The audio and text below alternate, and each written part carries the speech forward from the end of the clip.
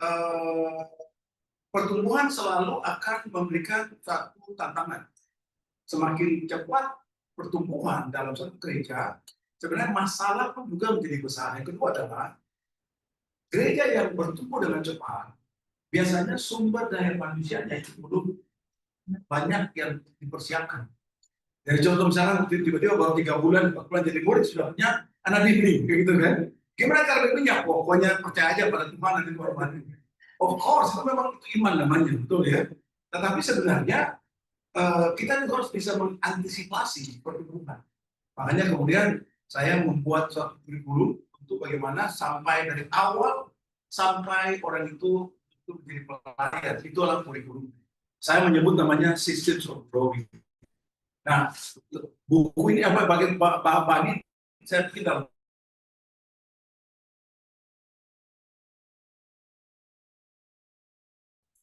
gereja-gereja di apa namanya Rusia, Ukraina, Polandia dan sebagainya pada saat 2022 sebelum Rusia menyerang Ukraina, kemudian juga jemaat di apa namanya Malaysia dan juga beberapa jemaat-jemaat lain. Nah, materi juga dipergunakan oleh pelan-pelan yang kita bimbing untuk melatih gereja-gereja binaan mereka, Dr. John, pelatih di Kamboja dan juga perkibaan yang mirip-mirip yang saya kasih ke mereka, juga Yance dan juga beberapa yang lain, termasuk Prof. juga ya, memimpin gereja selamat.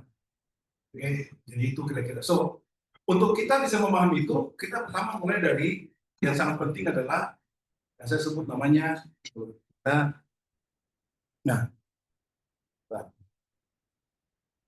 nah, namanya small group namanya. Di dalam kelompok small group itu harus ada namanya system of growth masing-masing. Dan system of growth yang ada dalam small group adalah pertama pertumbuhan daripada grup dan kedua adalah pertumbuhan daripada leadernya. So, the group and the leader. Di dalam grup itu harus setiap orang menyadari siapa dirinya. Siapa, jadi dia memahami identitas apa. Who are we? Itu namanya the calling. Kemudian yang kedua adalah kita percaya bahwa orang itu harus dekat, memiliki hubungan sebagai keluarga. Karena gereja adalah family. Bagaimana bisa gereja ada keluarga tapi kita tidak punya hubungan satu sama lain? Kita sebut namanya connection. Yang ketiga adalah gereja itu harus punya budaya yang tidak mungkin orang datang gereja di satu keluarga tapi tidak punya kebiasaan. Pokoknya sembarangan aja. Semua yang Tuhan buat itu ada namanya keteraturan, betul atau tidak? Bayangkan tiba-tiba matahari dia itu terbit dan tidak dalam rentang waktu 12 jam. Jadi harusnya jam 6 pagi matahari terbit, jam 5 pagi tergantung lokasi. Tiba-tiba jam 3 matahari terbit. Terbenam jam 10 malam, suka-suka gua aja bisa. Kemudian bulan juga suka-suka dia berputar, bumi berputar suka-suka bumi. Semua yang Tuhan atur itu adalah keteraturan. Itu namanya sistem keteraturan. Di dalam keluarga, kita harus juga punya namanya keteraturan. Nggak mungkin anak bangun jam 10, jam 11 pagi, atau jam 11 malam, suka-suka dia kan nggak mungkin kan. Pasti kita menciptakan namanya budaya dalam keluarga. Nah, small group juga punya budaya berdasarkan keyakinan. Kita sini orang tua, bisa contoh ada yang yakin bahwa yang membuat orang keluar dari kegiatan untuk yang membuat orang bisa berhasil di masa depan adalah pendidikan, bisa contoh. Berdasarkan keyakinan itu, dia menciptakan yang namanya budaya dalam keluarga. Apa itu? Anak harus belajar, ikut les, dan sebagainya, Karena keyakinan dia adalah pendidikanlah yang mengangkat harkat martabat. Bisa contoh. Ada orang tua berkata bahwa yang penting Anda itu pandai berbisnis. Itu keyakinannya, bisa contoh. Maka nilai-nilai yang dijelaskan atau dipraktekkan dalam keluarga pasti berhubungan dengan keyakinan bapak atau ibunya. Itu adalah tentang bisnis merupakan suatu cara, bisa contoh, dan sebagainya. Karena itu kemudian dalam keluarga harus ada namanya keyakinan. Dan dari keyakinan itu kemudian menentukan nilai, value. Dari value dibuatlah kebiasaan, habit. Dari kebiasaan muncul yang namanya budaya. Dan dari budaya muncullah karakter orang. Oke? Di grup yang tidak ada proses pembentukannya, biasanya grup itu akan jalan by the flow. Ketika ada masalah, rame-rame fokus pada masalah. Ketika masalah selesai, kemudian pindah pada bagian, oh kita kerja Bible study. kemudian datang masalah lagi. Tapi kalau grup yang dibangun berdasarkan budaya, maka yang tadi itu masalah itu merupakan bagian daripada proses pembangunan. Karena yang dia cari adalah budaya di dalam grup. Yang dari budaya itu kemudian muncul namanya karakter. Semua kebiasaan tanpa kita sadari bisa membentuk karakter. Kita pergi ke Singapura misalnya, oke, Singapura atau Jepang deh. Siapa sudah pernah ke Jepang? Pasti ibu sudah. Ya. Apa yang paling kelihatan dari Jepang? Bersih. Kenapa bisa bersih? Karena mereka punya budaya kan. Dan karena itu budaya menjadi sifat orang Jepang adalah bersih. Nah, saya tidak bilang bahwa semua orang Jepang begitu, tapi secara prinsip mereka akan memperhatikan apa yang namanya tidak bersih. Mereka pasti akan mungkin mengangkat sampah kalau ada tempat yang kotor, mungkin saya bicara ya, karena itu sudah menjadi karakter mereka. Tetapi kalau tidak ada budaya, tidak mungkin muncul karakter. Dan ini seperti keluarga, kita harus bangun mulai dari keyakinan menjadi nilai, nilai menjadi kebiasaan, kebiasaan menjadi budaya, budaya menjadi karakter. Kita harus tanya dalam grup kita ini nih, di grup kita ini apa budaya daripada grup kita. Harus tanya. Dan harus dibangun satu demi satu budaya di dalam grup. Contoh, kita punya anak, contoh ya, pergi ke sekolah. Ada orang tua yang anggap anak memberi salam, apa saya pergi dulu ya. Ada orang anggap biasa aja, oke? Ada lagi ada yang menganggap atau ada yang berkeyakinan bahwa anak harus salam orang tua.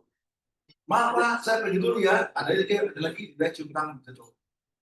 Nah saya tanya, apa perbedaan yang dihasilkan anak yang pergi asal pergi aja dengan anak yang pergi salam dan cium tangan orang tua? Apa yang dihasilkan?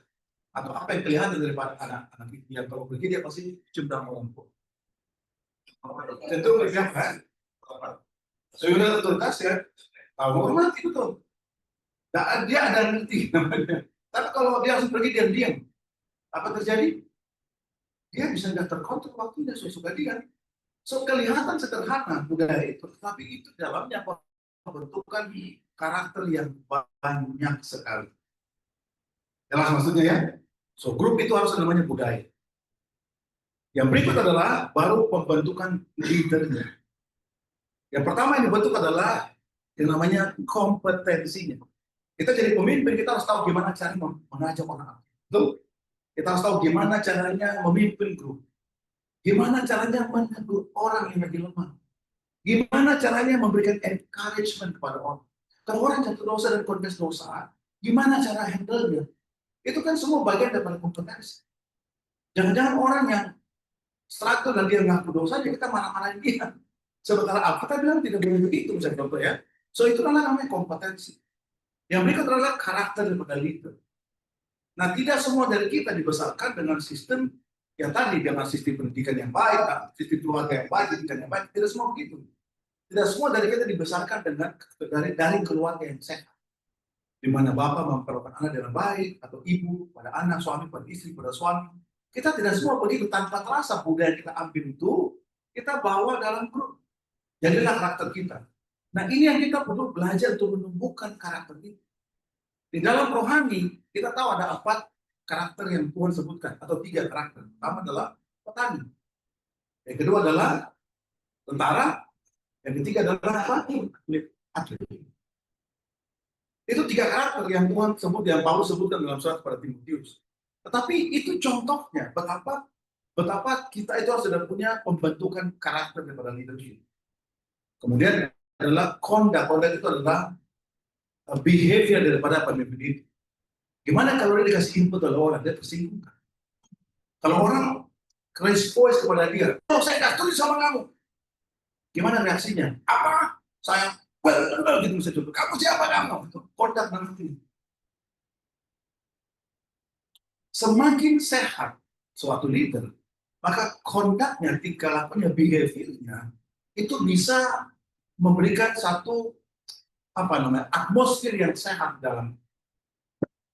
Tetapi pemimpin yang tidak sehat secara rohani, secara emosi, itu bisa membuat atmosfer grup menjadi tensi sekali, sangat tegang. Oke, itu namanya conduct. Baru yang keempat adalah karisma. Nah, karisma ini sebenarnya bicara tentang spiritual gift, bukan karisma seperti dia berkarisma, maksudnya spiritual gift. Ada yang memang bisa ngajar awal, ada yang mungkin bisa encourage dari awal. Nah, gimana karisma ini? Dia tidak berhenti atau gift tidak stop, tapi dia meningkat giftnya. Itu adalah the leadership, atau kita sebut namanya kapasitas daripada pemimpin. So ini adalah season for growing daripada small group. Dan kalau gereja memiliki sistem ini sebenarnya, maka kayak gini, satu small group membentuk budaya kuat akan membuat yang lain juga sama, karena lebih gampang orang belajar dan ikut. Dan membuat kemudian gereja dibangun dengan dasar yang sangat kuat. Oke, itu adalah sistem of growing the small group. Nah, oke. Nah, kemudian sekarang kita bicara sekarang gereja. Tadi kan small group, sekarang gereja. Gimana gereja terlibat dalam system of growing? Yang pertama adalah kita sebut namanya basic system of growing, di mana orang jadi murid ikut namanya follow up study. Ini yang kita akan belajar. Yang kedua adalah dia belajar namanya pertumbuhan pertama, PL yang pertama, pertumbuhan pelajaran lanjutan yang pertama. Oke, setelah itu kemudian pelajaran lanjutan yang kedua, di mana mengajak orang Alkitab. Yang ketiga adalah tentang kemampuan leadership. Yang keempat adalah bicara tentang body builder, bagaimana kemudian jadi PDA, PDG leader. How PDA, PDG leader berfungsi. Kemudian advance adalah School of Mission, di mana orang itu ingin tahu lebih banyak, ingin full time, anggota misi, atau lebih berfungsi dengan mungkin pegang 2 atau 3 small group yang lain. Itu namanya advance class dari sistem itu. Oke, jadi kalau kita pelajari sebenarnya kita sudah punya sistem pertumbuhan yang cukup clear di gereja. Oke, follow up study ini kita akan pelajari hari ini. Yang pertama adalah waktu kita jadi murid Tuhan, itu lihat yang kelihatan jelas daripada panggilan kita adalah menjadi murid Yesus, memberitakan Injil dan menangani jiwa bagi Tuhan. Itu paling kelihatan.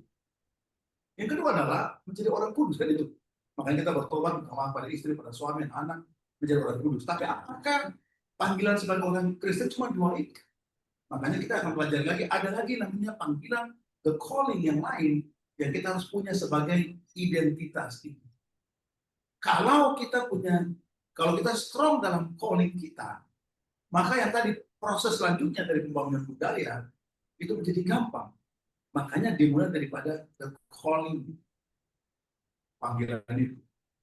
Kemudian yang kedua adalah gimana caranya kita bertumbuh dalam membaca Alkitab. Saya tahu kita semua juga dari kecil sudah kenal Tuhan, sudah baca Alkitab, tapi gimana caranya baca Alkitab yang efektif, yang gampang. Kalau orang jadi murid dia gampang mempelajari tanpa dia susah untuk bisa mempelajarinya. Yang ketiga adalah bagaimana orang itu bertumbuh dalam doa.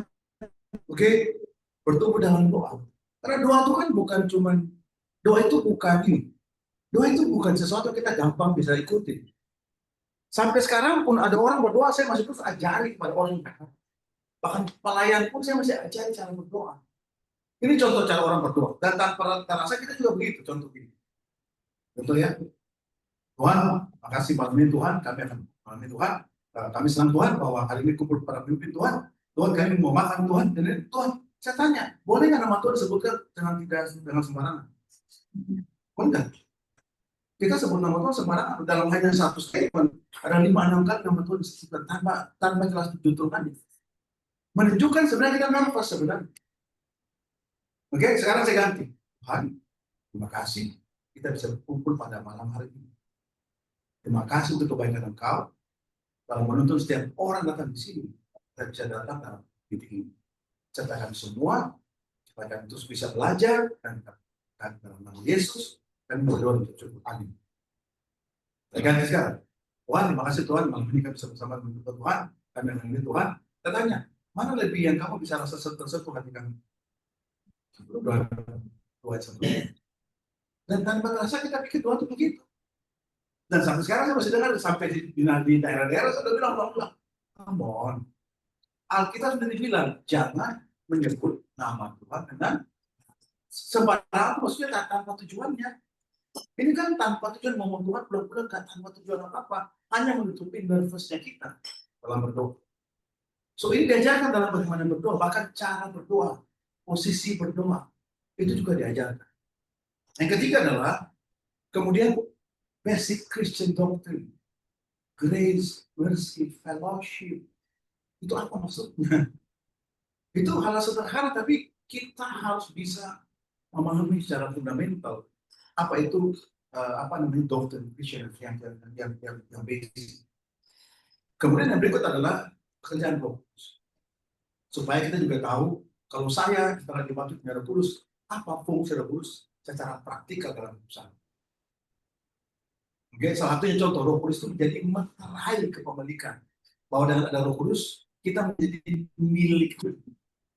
Karena kita menjadi milik Tuhan, maka surga pun menjadi itulah. Maksud kita ke surga karena yang bikin surga adalah cuma yang miliknya dia. Kan itu sebenarnya kalau itu logikanya. Tapi apakah cuma itu fungsinya? Ada banyak fungsi yang lain. Kemudian bicara tentang bagaimana menjangkau orang.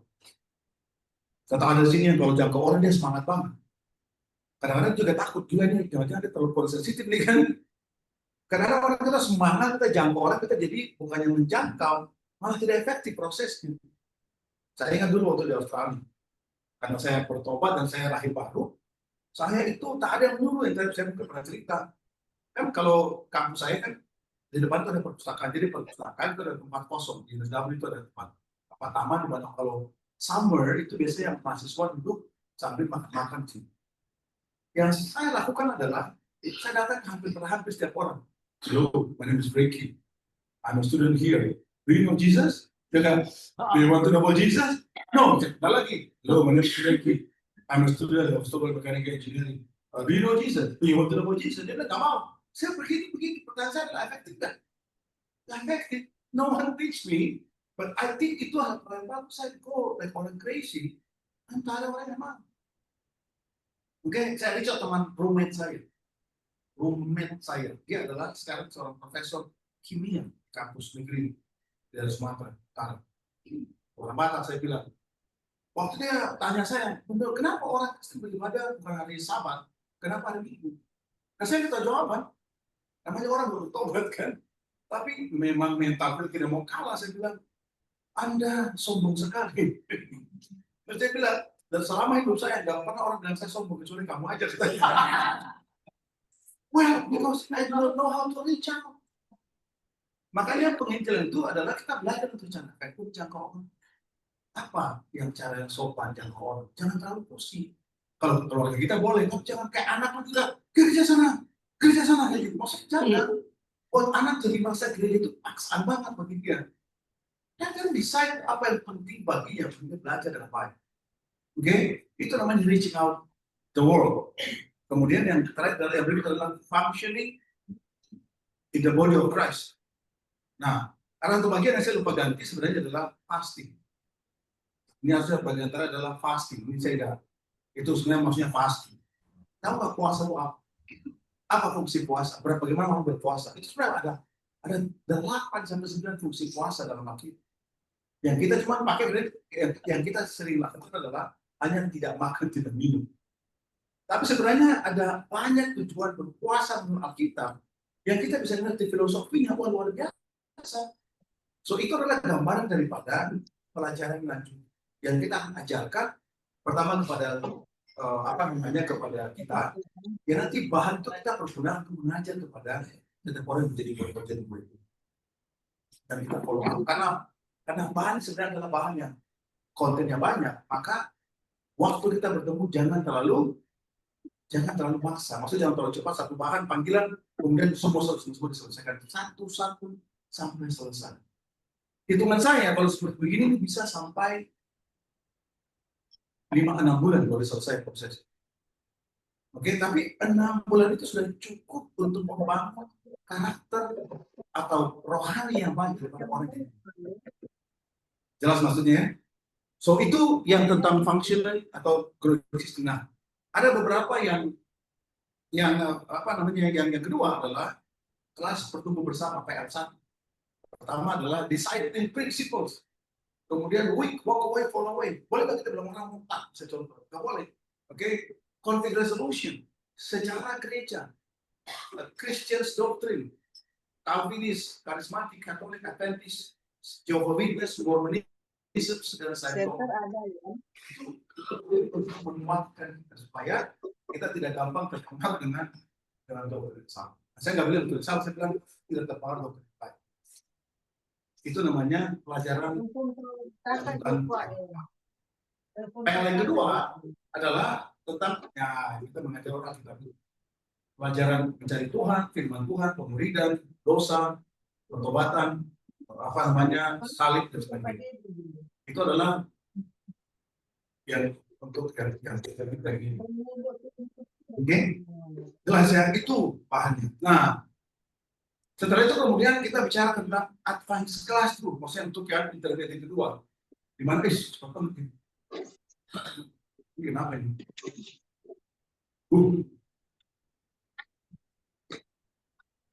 Oke, sistem of growing impact adalah memimpin. Kalau anak bimbing satu, anak bimbing dua, gimana cara jadi pembimbing yang baik? Apalagi kalau bimbing grup, gimana caranya? Grup kan berarti ada 3 anak bimbing. Kalau bimbing small group berarti sudah ada pemimpin yang bimbing 3 anak atau 3 anak bimbing yang lain. Itu small group kan? Gimana caranya? Kalau kita punya Bible discussion, gimana cara kita bikin Bible discussion? Fenomena yang saya temukan di Jakarta adalah, saya nggak tahu daerah gimana ya, namanya PDA jadinya adalah sudah lesson, sudah bukan lagi discussion.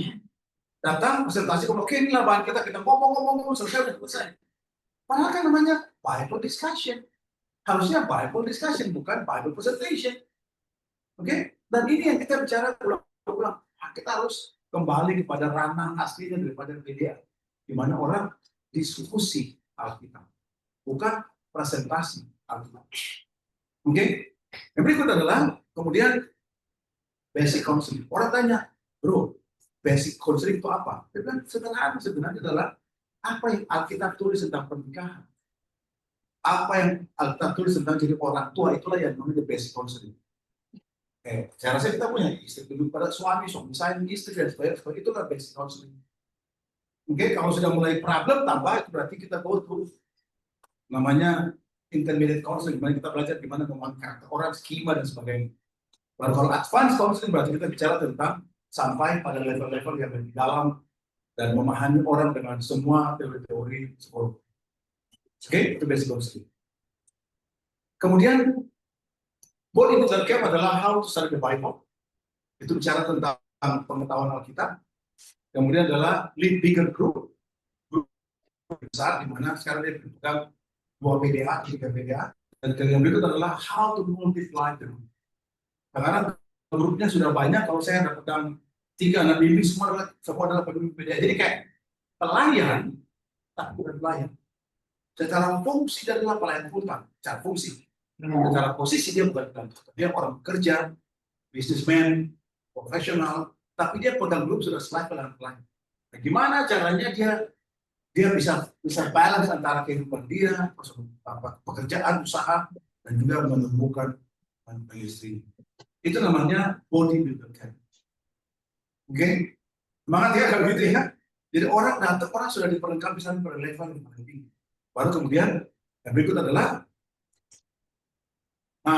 advance growing, itu adalah school of mission. Dimana kalau mau gua nggak apa-apa, saya aja dong.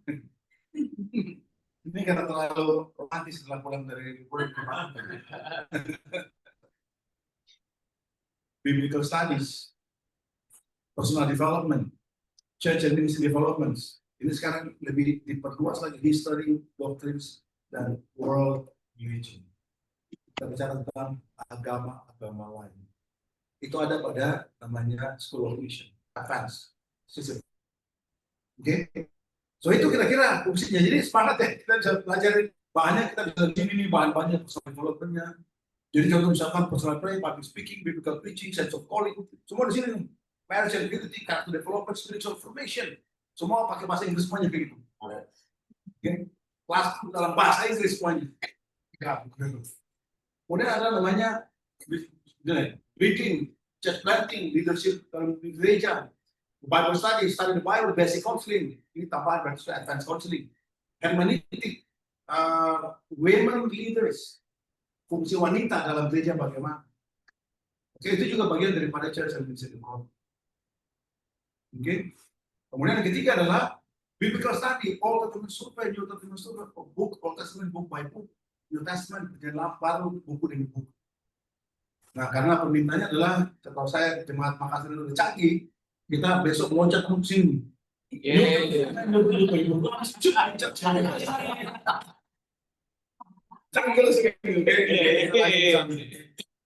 Langsung hemat dulu.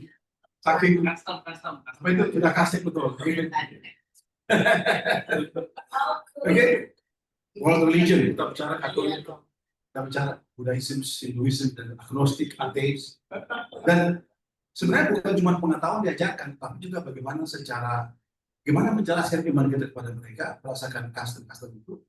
Dan yang itu adalah how to win over mereka, orang yang datang dan beritahu. Strategi apa bisa diperguna untuk menangkan mereka. Itu adalah yang bahan daripada ini. Saya rasa pagi ini orang sangat suka karena langsung tahu tentang pengetahuan yang lain. Oke.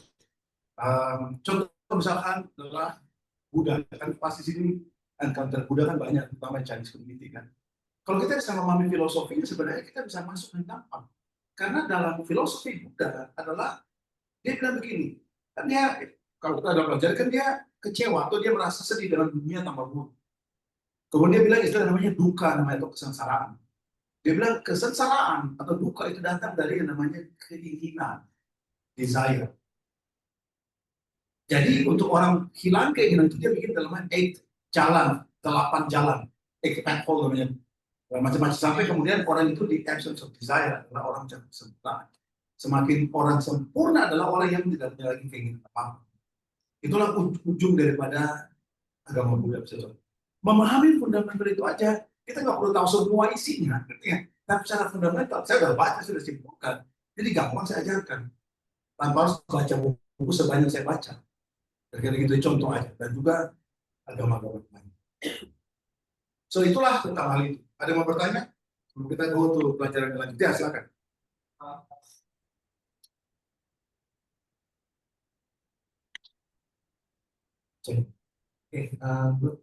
Saya ingin tanya tentang doa tadi kan. Kalau nama Tuhan itu kan nggak boleh sembarangan. Betul. Yang kedua itu masih banyak yang mulai ya. Tuhan didirikan dari versi dia. Saya setuju sih kalau yang pertama tadi, kalau mungkin ibadah atau apa kan. Tapi kalau untuk personal dengan Tuhan bagaimana? Ya, sebenarnya tidak ada ini. Berdosa nggak kita berdoa begitu? Dan saya tidak berdosa. Tuhan itu bukan Allah yang, bukan dia orang yang mudi, bukan begitu, dia nggak cepat tersinggung, nggak begitu juga. Kan ini salah ngomong, ikut marah gitu kan. Orang tua kita ajarin kita kan, kamu nggak berdoa Tuhan marah loh. Jadi bikin Tuhan kayak gitu, Tuhan gampang emosional, cepat tersinggung, gitu kan? Tuhan itu nggak begitu. Kita salah pun dia main-main aja. Tetapi kalau kita bicara tentang pertumbuhan rohani, kita nggak bisa biarkan kita jatuh dari tidak Tuhan atau belum tahu konsepnya. Termasuk cara berdoa kita masih sama. Jadi murid kita masih sama. Dia mengadang bagaimana? Kita bertumbuh dalam pengetahuan, ya betul. Kita bertumbuh dalam kehidupan, ya. Tapi cara berdoa kita masih sama seperti jadi murid. Nah, itu masalah kalau begitu. Makanya saya bilang kita bertumbuh. Saya ajarkan kepada orang-orang yang bilang begini. Bahwa itu dia pun baca mas. Mas murid itu sebenarnya adalah doa aja pada masa. Itu cara dia mengaku dosanya. Ada cara dia mengagungkan Tuhan, ada dia bicara tentang pergumulan dia, itu sebenarnya itu Mazmur itu doa. Kalau kita baca Mazmur seolah-olah kita berdoa, maka it becomes so beautiful. Dan kita berdoa pun kalau orang dengar pun orang kayak dia merangkaikan kayak orang baca memuja pujaan hatinya yang dengan kata-kata yang sangat bagus sekali. Contoh misalkan contoh suami bicara pada istri, memuji suami, memuji istri, maksudnya, jempol kaki kamu tuh bagus sekali.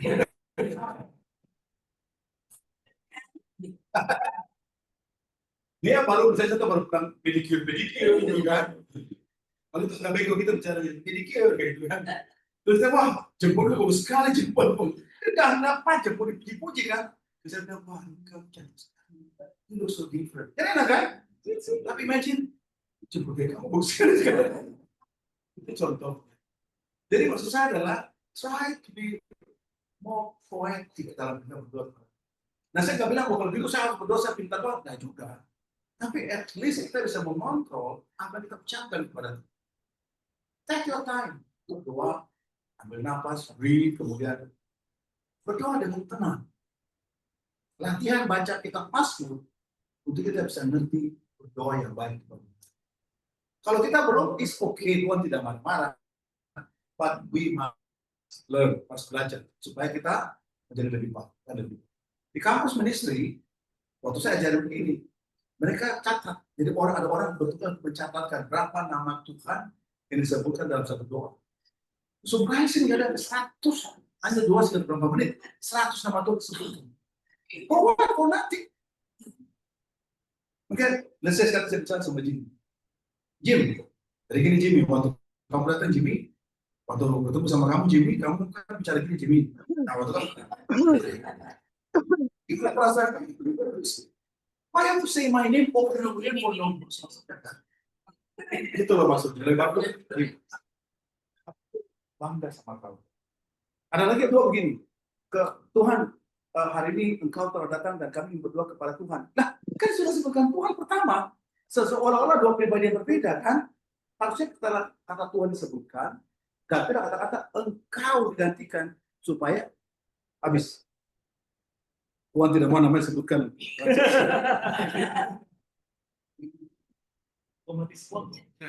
Jadi pastikan kita tidak menyebut namanya pelaku yang tidak.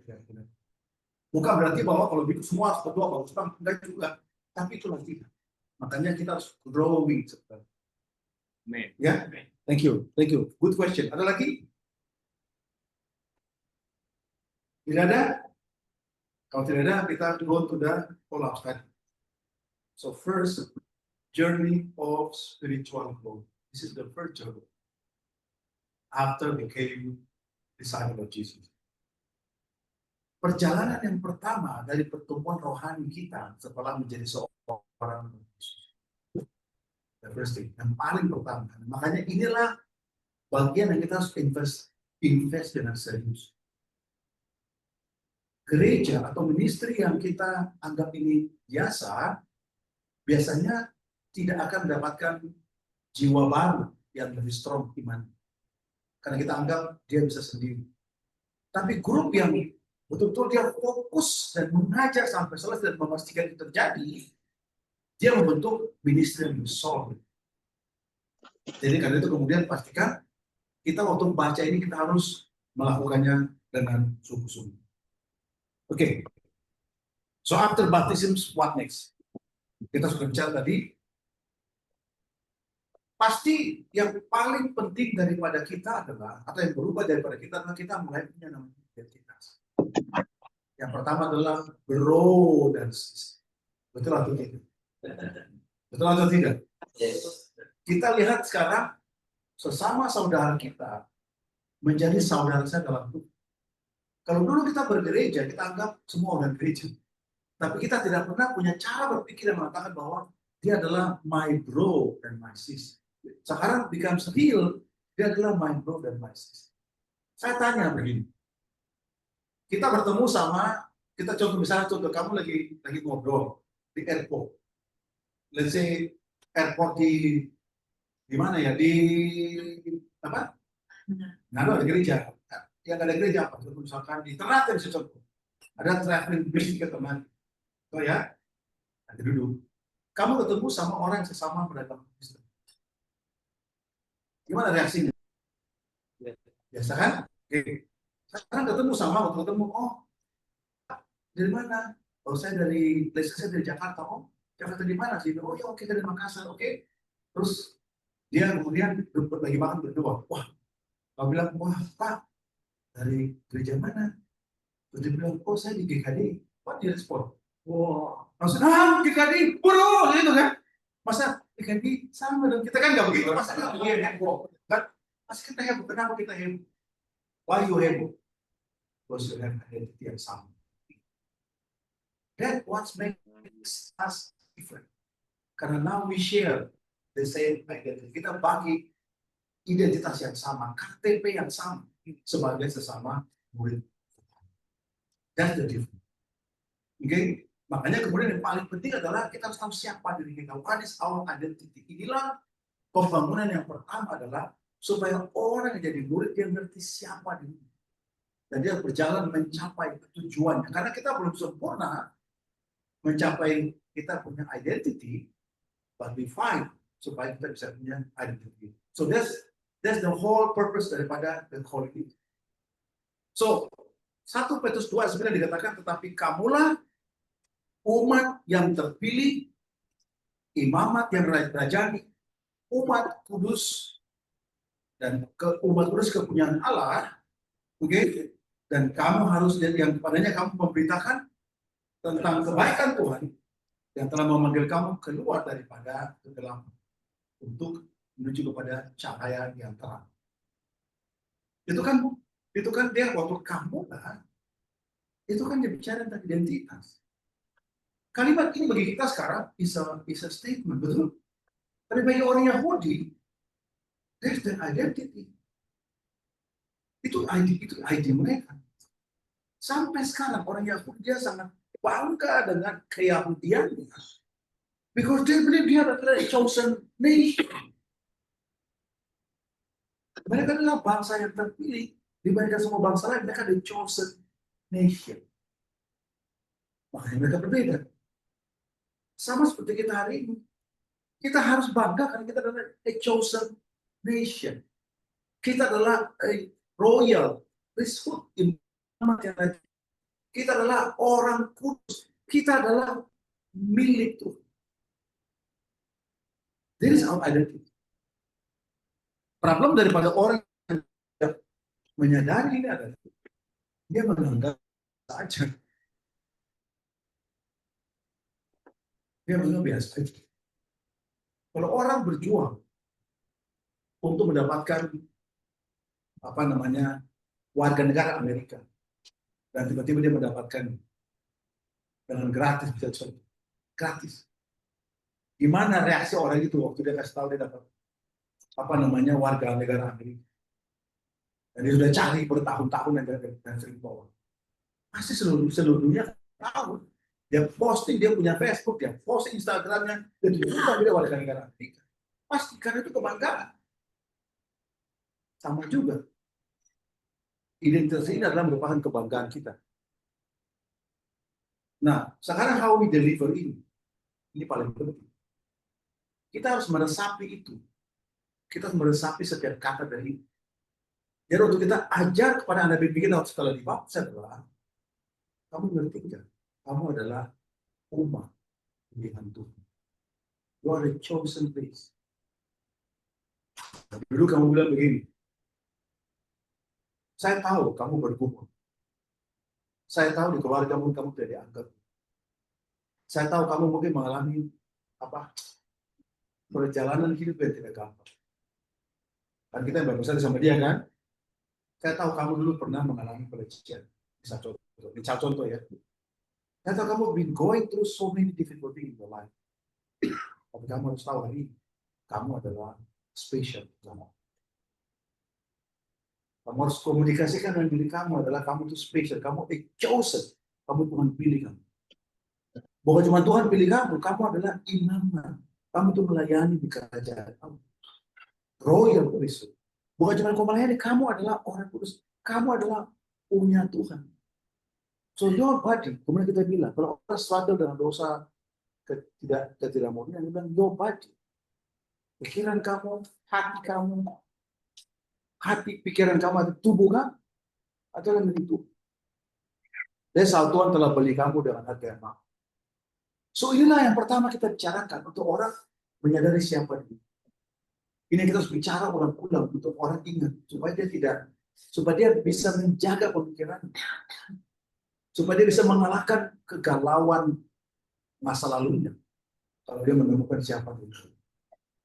Oke, ini ayat yang pertama kita buka waktu orang itu dibaptis setelah dibaptis benar. pertama adalah uang. Oke, kemudian explain kepada dia.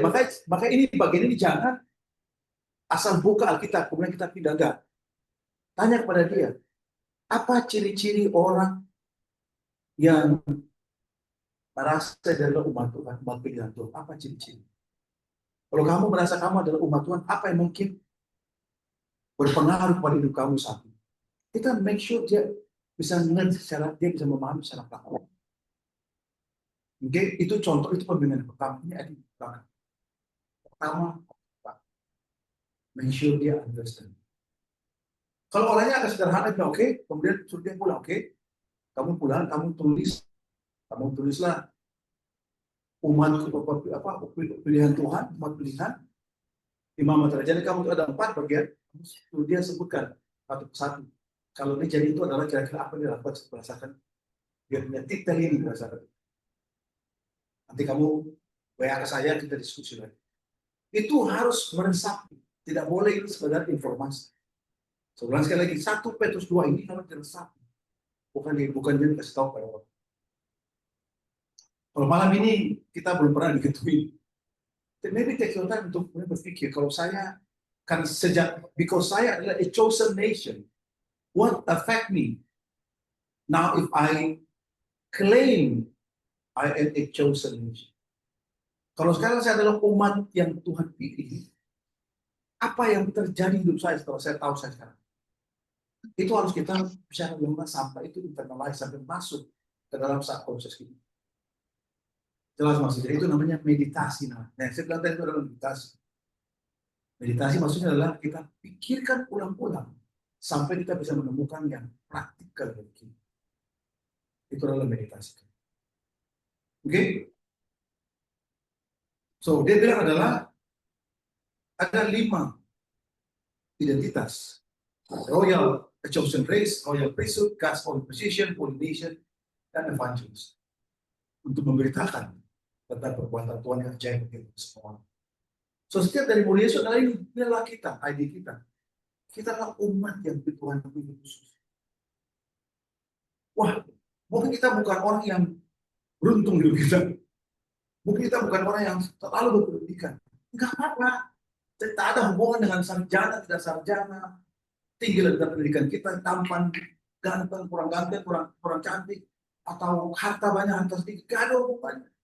Each and everyone here adalah spesial, dan itu chosen. Itu ulang-ulang dikerjakan sampai orang itu betul-betul gede. Oke, becomes, dia menjadi suatu kebanggaan bagi diri orang. Nah, inilah yang menurut saya proses yang pertama sampai orang itu bangga. This is me. Jelas maksudnya. Oke, so itu adalah 5. Kemudian your identity is God's initial design and can be achieved when you live out your calling. Identitas kita adalah inisial atau desain Tuhan yang paling awal. Dan kita hanya bisa mencapai desain Tuhan itu kalau kita hidup berdasarkan kita punya panggilan. Oke? So inilah yang kita mulai bahas adalah tentang panggilan. The calling. Oke. Panggilan Tuhan. Saya bagi 2 bagian sebenarnya. Pertama adalah panggilannya dan siapa yang memanggil. Of course, dari sisi panggilan kita merasa susah banget, tapi dari sisi siapa yang memanggil, dia bukan cuma panggil kita, tapi juga dia menjamin bahwa panggilannya disertai. Itu Tuhan kita yang berbeda di situ. Makanya kita jangan cuma kayak, wah susah banget. Enggak. Tuhan memberikan kepada kita semua yang kita butuhkan untuk kita hidup berdasarkan panggilan kita ini. Atau kita mau aja. Jelas maksudnya. So, pertama Tuhan, kita baca baik-baik. Dia bilang adalah, may the very God of peace sanctify, memurnikan kamu completely. Dan saya berdoa supaya kepada Tuhan, supaya seluruh roh, jiwa, dan badan kamu, dan tubuh kamu, dijaga menjadi kudus tidak bercacat sampai kedatangan Tuhan kita Yesus Kristus. Dia yang memanggil setia, dia juga akan melakukan apa yang dijanjikan kepada kita. So every calling yang Tuhan pakai dalam hidup kita, Tuhan akan menyertai kita untuk menjadikan diri dalam kita. He who calls you who also will do it. Tuhan yang panggil kita, Tuhan juga akan mengerjakan bagi kita. Orang selalu tanya, oh kamu dapat pekerjaan dari mana? Karena saya percaya Tuhan tambahkan kepada saya. Saya excited pada firman Tuhan. Without realizing, tiba-tiba firman Tuhan menjadi sangat kayak apa? Kayak satu misteri yang kebuka semuanya bagi saya. Bukan saya hebat, bukan. Tapi dimulai daripada saya cinta, mulai senang baca firman Tuhan. Itu aja. Of course saya ada baca teologi, saya ada baca buku, of course. Tapi berbeda dengan sekarang saya baca Alkitab. Bible to me is so wise, so apa? Bijaksana banget Alkitab. Mungkin dan ada banyak orang bilang penyikapan, whatever itu maksud bahasanya ya, yang saya bisa ambil lah, luar biasa. Oke, contoh Galatia 5. Kalau kita baca kan segala kecemaran, apa? Percabulan, kecemaran, hawa nafsu kan? Galatia 5:19-21. Saya tanya, kalau kita baca adalah percabulan, kecemaran, hawa nafsu, that's it. Tapi kalau sekarang saya baca begini. Orang tidak mungkin hawa nafsu tanpa percabulan. Karena hawa nafsu adalah state di mana seluruh tubuh dia, seluruh pikiran dia itu sudah terpengaruh dengan pemikiran-pemikiran yang tidak benar, yang berhubungan dengan nafsu. Itu namanya hawa nafsu. Tidak mungkin orang memiliki hidup yang pemikiran penuh dengan hawa nafsu tanpa dia melakukan percabulan. Kemudian muncul kecemaran, baru kemudian hawa nafsu. Sebenarnya Galatia 5:19-21 bicara tentang level of sin daripada orang. Tingkat orang itu berdosa. Dari pertama kecemaran, kalau tidak deal akan muncul percabulan atau percabulan, kemudian jadi cemar, pikirannya jadi cemar. Lama-lama hawa nafsu yang menguasai diri. Jadi seluruh pikiran dia jadi pikirannya ke arah sana aja. Itu namanya hawa nafsu. Contohnya aja, dia bilang adalah kemabukan pesta pora. Saya tanya, bisa orang pesta pora tanpa mabuk?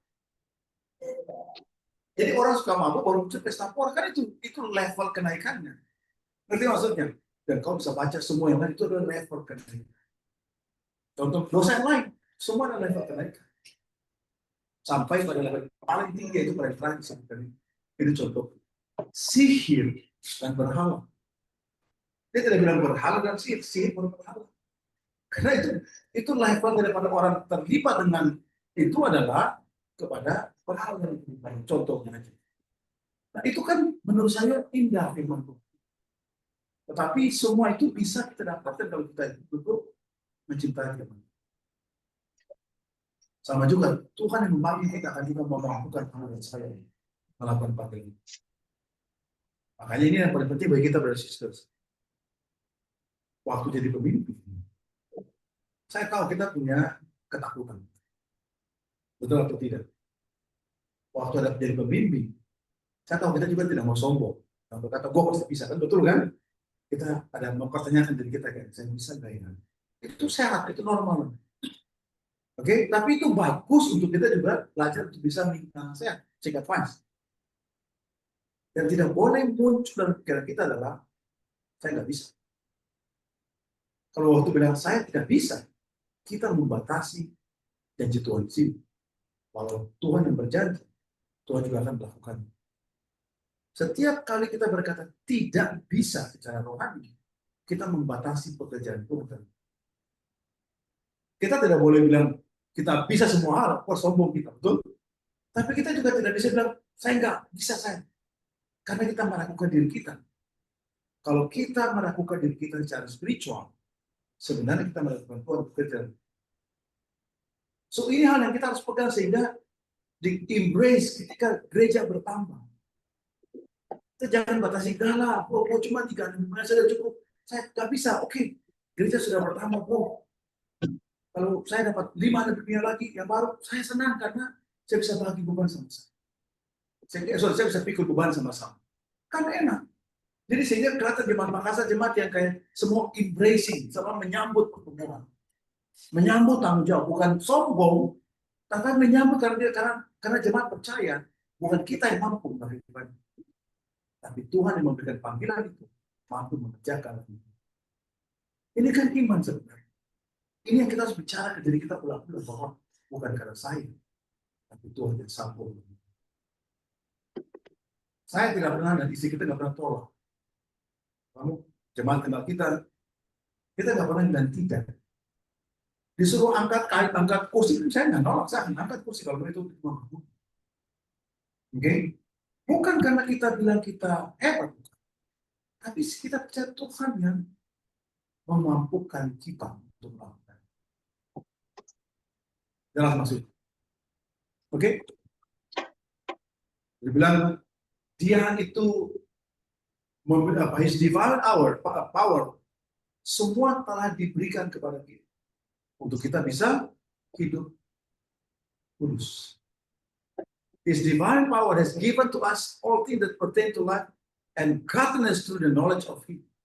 Semua yang kamu dan saya butuh, jadi pemimpin, untuk membimbing orang, mengajar orang Alkitab, untuk menjadi pemimpin, semua yang kita butuhkan untuk itu, Tuhan telah memampukan kamu dan saya melalui kekuatan ilahi. Kekuatan ilahinya telah memampukan kita untuk melakukan apa yang Dia mau kita lakukan. Mungkin itu harus ambil dalam hati kita. Dan kita terima sebagai kebenaran itu. Jelas maksudnya? Oke, agak banyak ya bahannya ya. Sekarang jam berapa kan? Sebelum. Oke. Benar, nanti kita bisa belajar. Sekarang the calling-nya. Of course, yang pertama sebagai jadi murid Tuhan. Yang pertama adalah menjadi murid Tuhan. Saya rasa bagian ini kita nggak ada masalah karena sekali Bible kita udah bicara pemuridan, kita udah include. Oke. Yang kedua adalah dia bilang ayat 1 Petrus 3 sebenarnya ini bagi kita beasiswa. Ayo perhatikan baik-baik hati.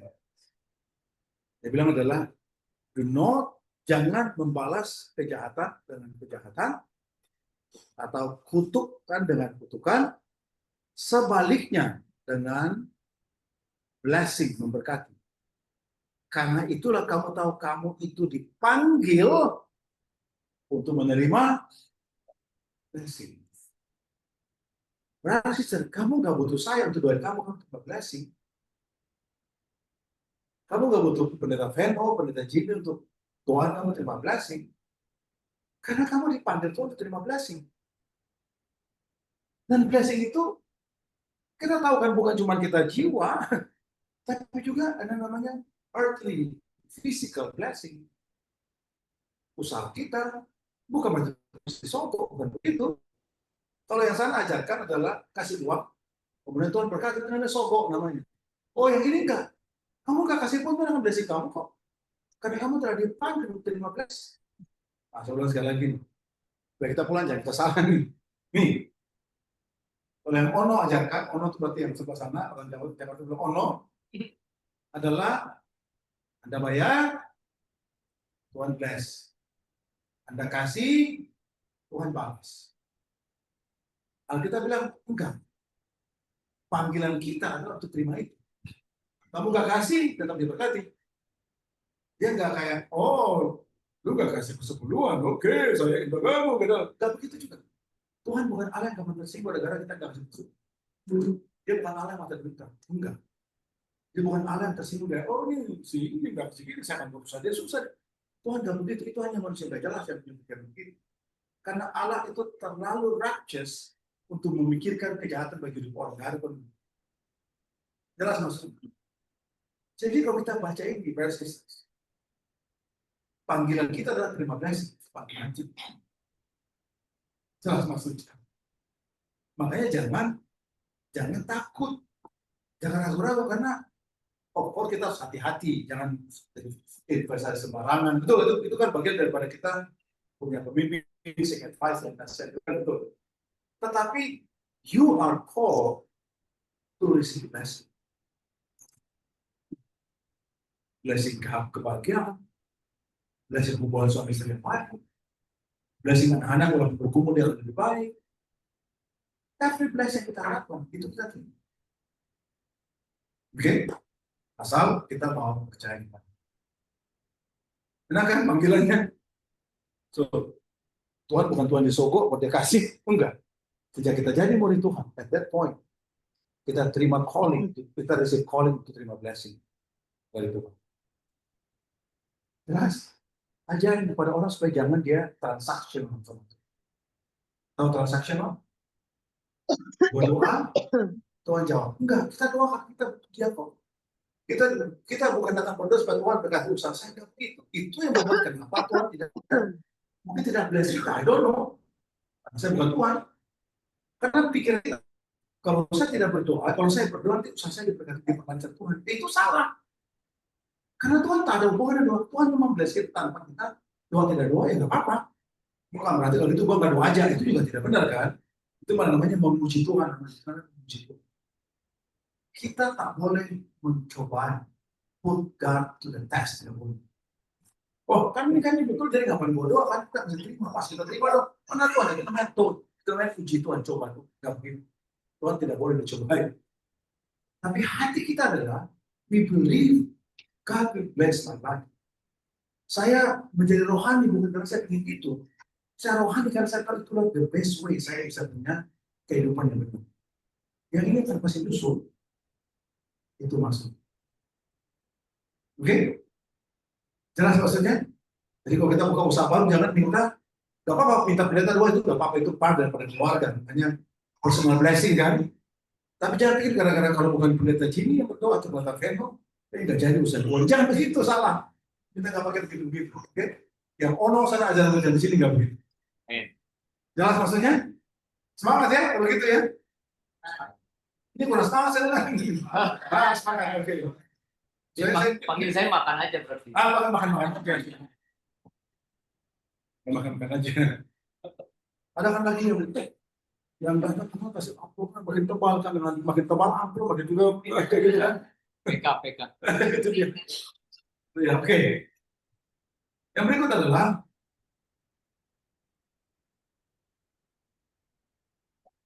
dia bilang adalah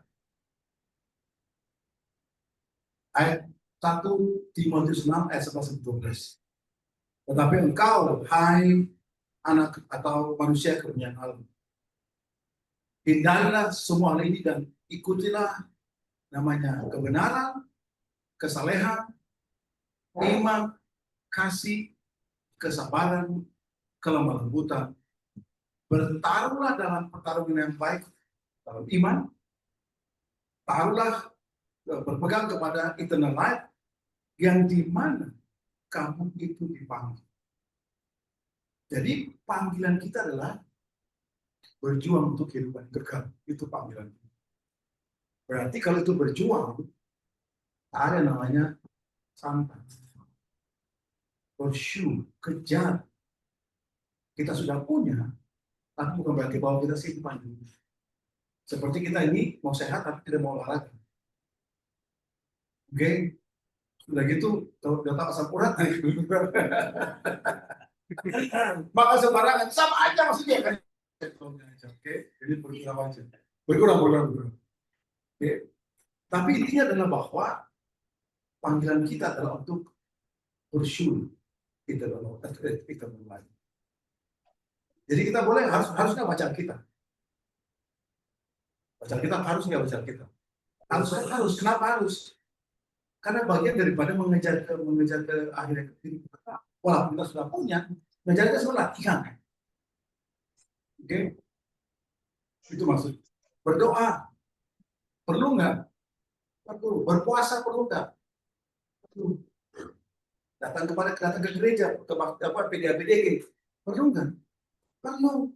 Kenapa? Karena sebagai hati kita itu part daripada pursue. Nah ini kan kita komunikasikan kepada yang kita pimpin supaya dia tahu bahwa Kenapa kita datang ke gereja ini? Kenapa kita harus baca kita? Karena tujuan itu in pursuit eternal life, mengejar kehidupan. Oke? Kemudian, nah ini yang paling tidak enak. Dia bilang, untuk itulah kamu telah dipanggil.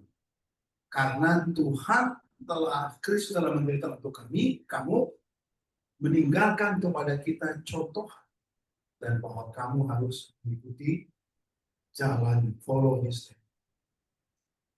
To suffer like Christ. Blessing kita mau, suffer kita kayaknya saya kayaknya deh. Nah maksudnya apa suffer like Christ? Oke, saya kasih tahu. Kita para pemimpin ya. Suffer like Christ itu bukan kita dicampur seperti begitu, bukan.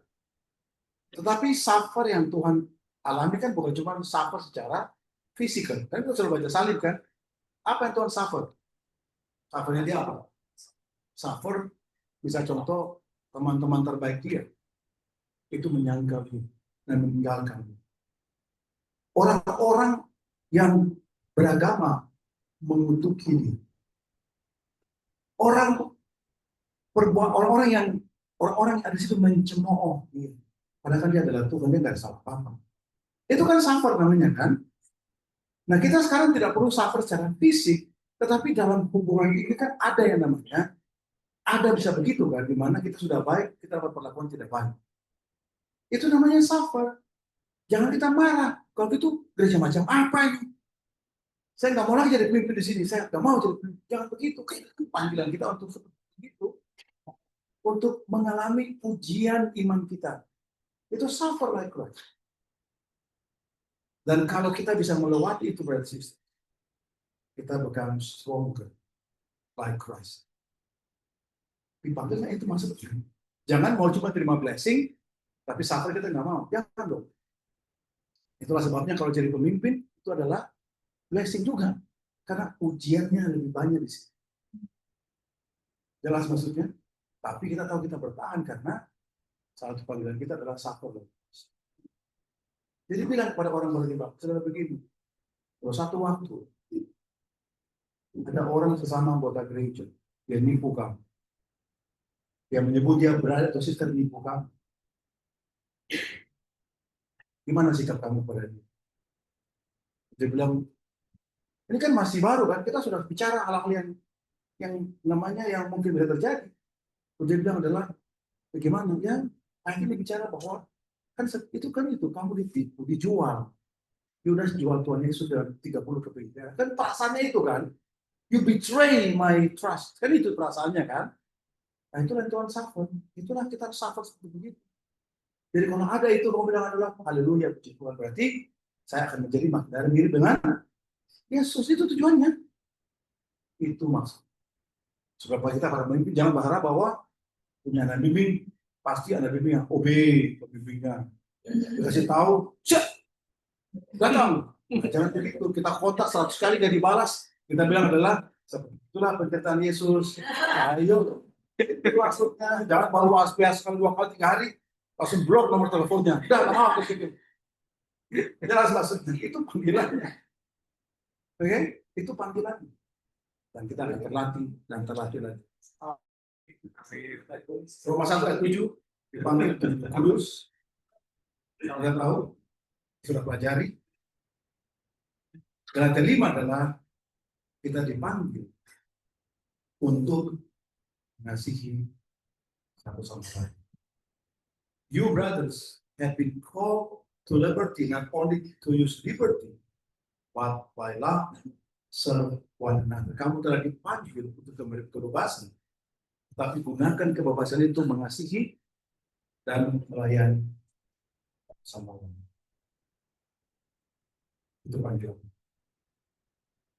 Dengan begitu kan gampang kita ajarkan. Oke, gimana caranya orang itu serve one another?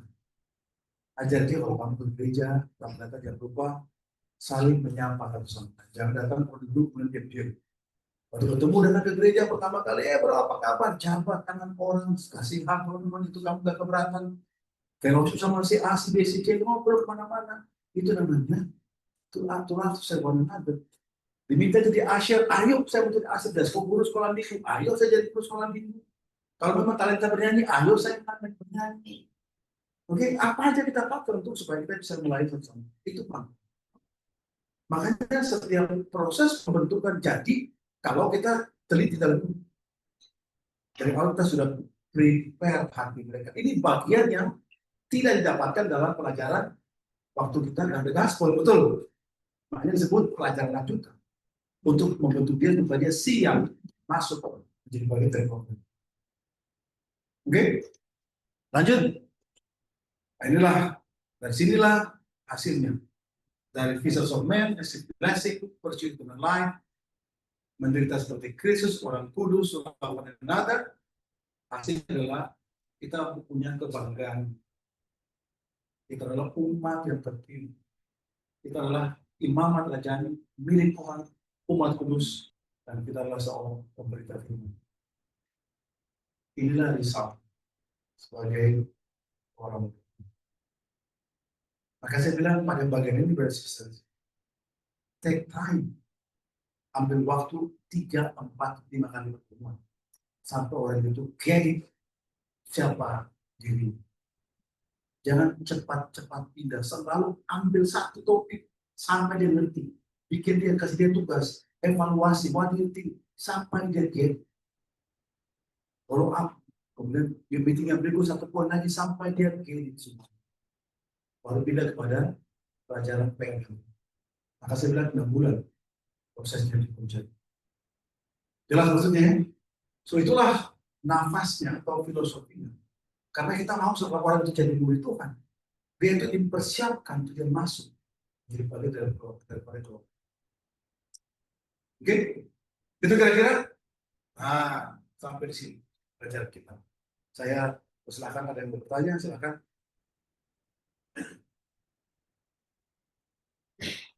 Ada yang bertanya?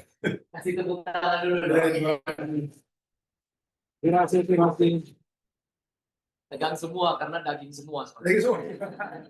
Maka saya bilang harus hati-hati. Ini kan nanti bahan dikasih kan. Nanti harus dibaca, teliti lagi supaya waktu kita ketemu sama yang kita bimbing itu satu-satu ngajar. Jangan semua diajarkan. Nanti kalian juga capek, apalagi yang bimbing kan. Saya pun juga capek ngajarnya. Enggak, aku kurang aja. Ya silakan. Bertanya ya. Ya. Ini pertanyaannya ada di sini. Gak apa-apa. Dari tentang kalau Ya. Ya. Sekarang kan hari itu untuk kita lihat soal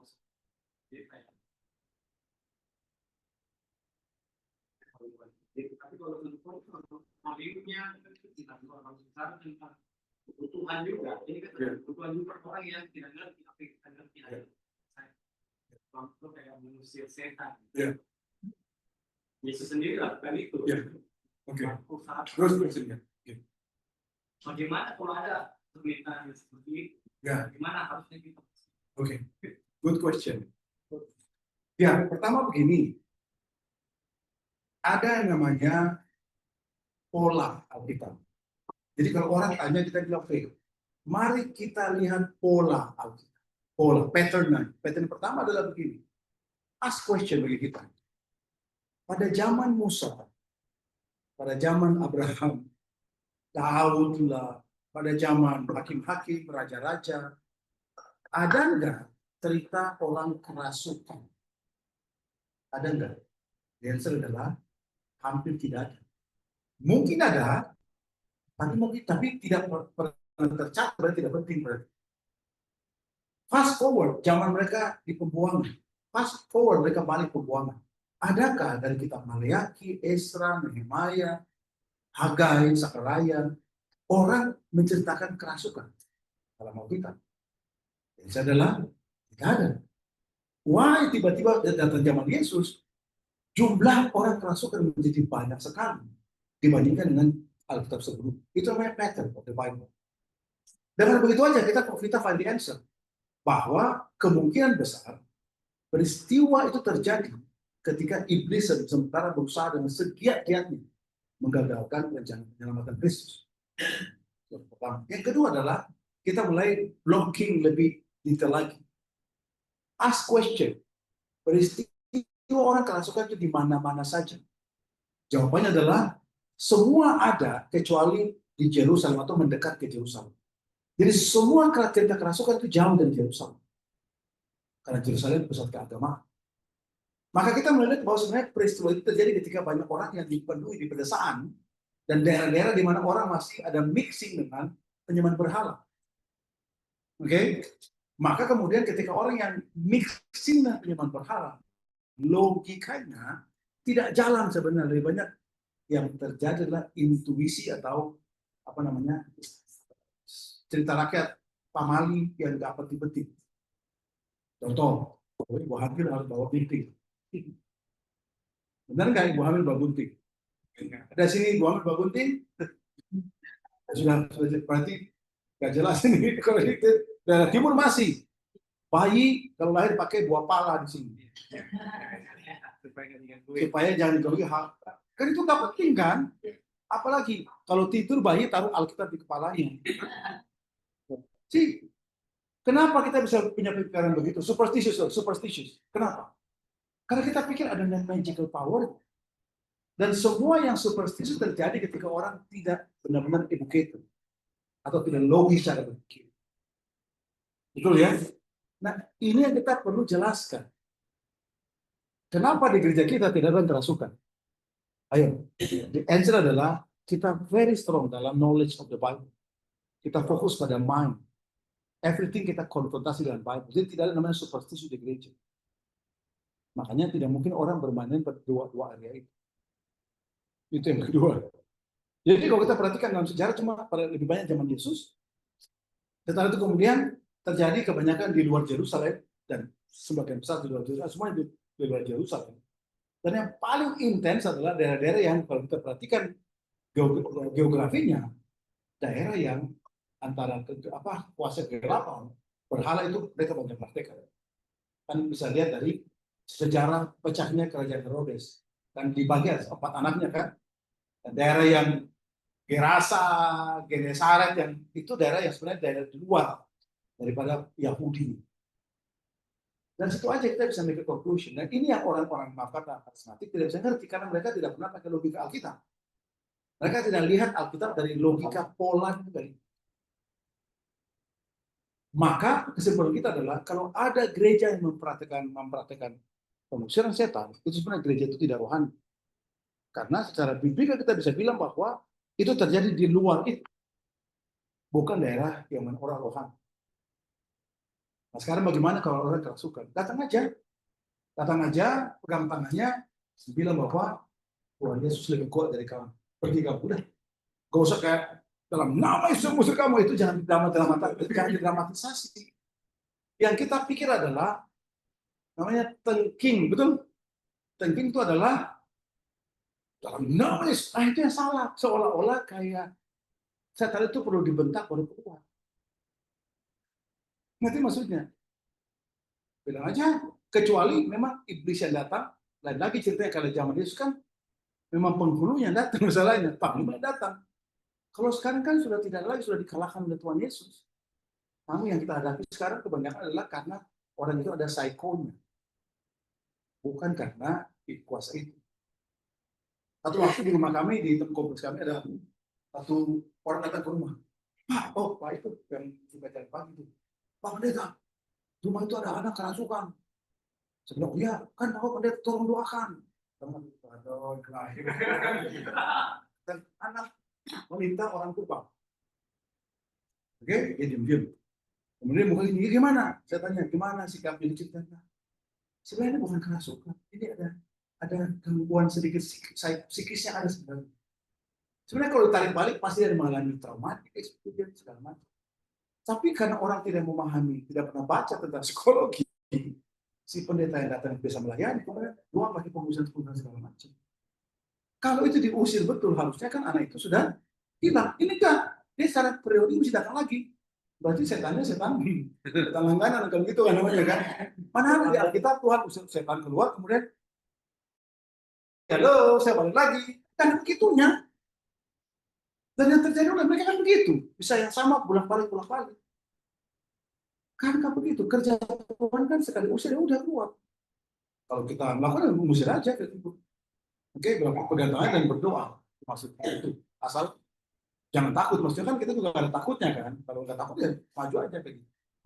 Yang ketiga adalah apa namanya yang digambarkan dalam film-film itu, ya kebanyakan adalah imajinasi.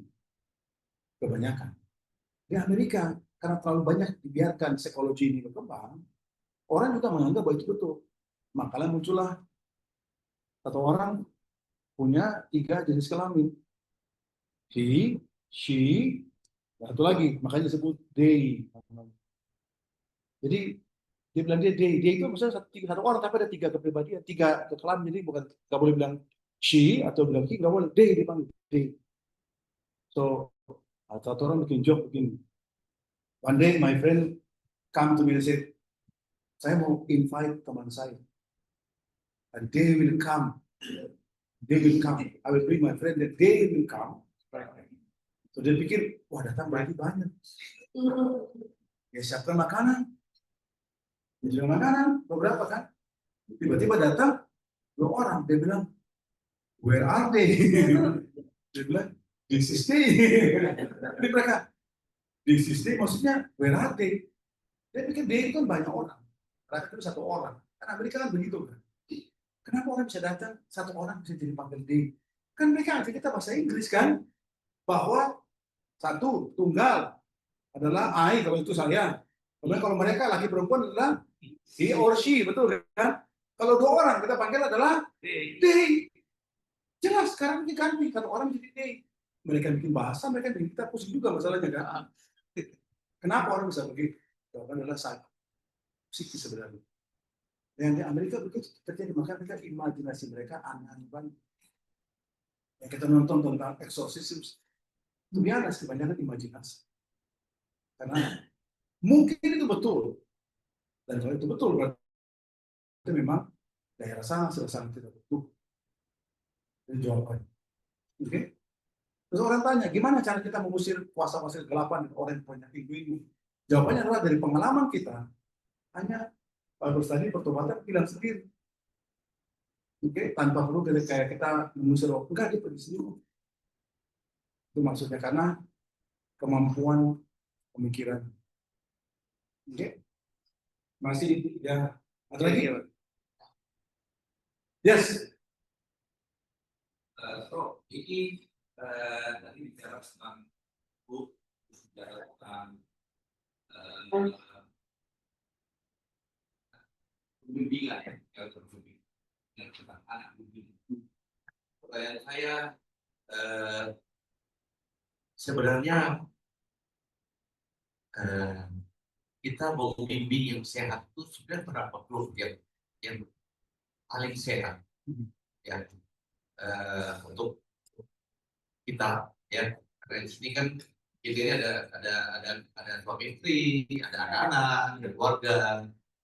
Sebenarnya paling sehat itu berapa ya maksimal Dulu. ya. Yang Good question. Jawabannya adalah relatif. Ada orang memiliki kemampuan manajerial yang dia bisa handle 10 dan dia tetap fokus pada pekerjaan dan pada tugas-tugas yang lain. Ada orang yang dikasih 3 dan bimbing, dia nggak bisa fokus. Ada 10 masih bisa fokus. Tergantung kemampuan orang itu. Yang kedua adalah tergantung keadaan orang itu pada saat itu. Misal contoh dia lagi usaha dan usaha lagi ada strategi seperti, maka dia akan harus habiskan energi dia untuk memikirkan usaha-usaha dia, dan pasti dia akan lebih banyak keluarkan atau habiskan energi untuk memikirkan hal yang penting bagi keluarganya. Maka waktu dia akan berkurang ketika dia mau handle yang lain. Oke? Tapi kalau satu waktu setelah beres masalahnya, dia boleh juga minta tambah. Bro, saya sudah selesai, kalau mau tambah bimbing, saya sudah ready. Itu harus bicarakan. Bro, kayaknya lagi sibuk usaha saya gini, boleh nggak? Saya cuma cukup begini. Kalau nanti sudah lebih bagus, info, supaya saya bisa dikasih tanggung jawab. Kalau perlu bertemu. Nah, itu bisa dikomunikasikan. Oke? Tapi intinya adalah bahwa ada orang mampu 20 pun bisa melakukan tergantung kemampuan itu. Tidak ada batasan yang jelas dalam kita. Yang ada hanyalah kita berkehendak. Mungkin saya lebih tajam ya, perspektif. Sehat Pak, saya itu untuk pemimpin yang sehat, tetapi anak bimbingan juga harus sehat. Betul. Artinya gini, saya compare Yesus saja. Yesus itu anak bimbingan 12 maksimal, itu Tuhan yang bimbing. Terus kemudian rohani kita ini kan relatif, Pak. Jadi bisa cuy, bisa Betul. mungkin kalau yang maksud saya ada tolak ukur gitu, Iya. Pak Franky. Jadi kalau relatif saya masih agak bingung, Pak Franky. Dan relatif itu adalah kan jumlah sendiri. Kan terbuat tentang jumlah. Berapa jumlah orang bimbing orang? Bisa contoh, bimbingnya berapa? Itu yang saya bilang relatif. Tapi kalau grup yang sehat, sebenarnya ada ukuran yang paling sederhana kita bisa tahu. Pertama adalah orang itu berdoa dan baca Alkitab. Very fundamental. Kedua adalah orang itu boleh dia bergumul tapi dia masih datang ke gereja. Berarti sehat. Kalau dia lagi jatuh dosa, contoh, tapi dia masih datang ke gereja, itu sehat sebenarnya. Sehat bukan berarti kita terima tidak kali, tapi secara rohani orang itu sehat. Dia masih mau datang. Oke? Yang ketiga adalah dia boleh bergumul tapi dia masih giving, dia masih memberi. Entah mungkin dia bisa beri besar sekarang cuma sedikit. Kita pun juga terima ada orang memang mampunya segini. Kemarin dia begini, sekarang bisa segini. Ya nggak apa-apa kan, kita bukan petugas pajak. Yang tanya, lah kamu penghasilan kemarin segini, kenapa penghasilan berkurang? Kan itu bukan petugas pajak kan? Kita kan murid Tuhan, kita nggak boleh petugas pajak. Jadi kita bisa bilang, kita masih itu ukuran. Very simple, berdoa baca Alkitab, datang dan memberi Yesus. Very simple, pada itu adalah orang itu sehat. Untuk apa? Untuk gabung komunitas. Ada lagi namanya level yang berikut daripada kesehatan, bicara kesehatan mental. Di mana itu kan dipengaruhi oleh masa lalu lah, yang biasa tahu Gereja Makassar sering fokus pada tentang skema lah. Itu kita kembali kepada masa lalu orang itu. Orang itu boleh punya struggle, boleh tentu misalnya begini. Saya dibesarkan, bisa contoh, saya dibesarkan orang tua, ini contoh ya, bukan benar ya, orang tua yang sering bilang saya bodoh, gitu. Bodoh kalau contoh ya. Jadi saya adalah orang yang selalu meminta pengakuan, misalnya. Ya, kalau saya bikin, saya berharap orang memuji saya. Oke? Waktu saya tidak dapat, saya kecewa.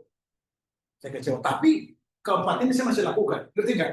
Ya tadi baca kita berdoa datang dan saya masih lakukan. Maka saya boleh berkumpul di sini, tapi dalam sisi komitmen sebagai murid Tuhan saya masih sehat. Nah ini kan bagian kedua adalah bagian di mana bimbingan itu jalan. Oke? Kan tujuan pembimbingan adalah untuk menyehatkan secara termasuk satunya adalah secara emosi. Itu yang kedua itu. Nah, makanya tanya, sehat itu adalah merupakan goal kalau menurut saya.